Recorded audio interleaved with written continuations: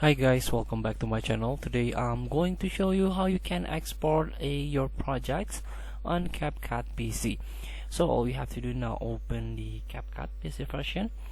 So maybe you have a project and you want to share to a social media. It's very easy, and maybe you want to edit it first with new feature. If you join Pro, you can use AI movement, remove flicker. There is a feature from the AI if you want to join Pro.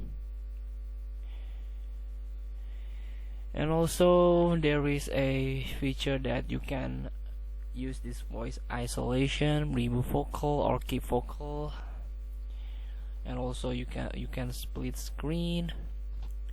This is free here. Splitting scene, sorry. So after you edit some basic, you can share your project by click the share button here.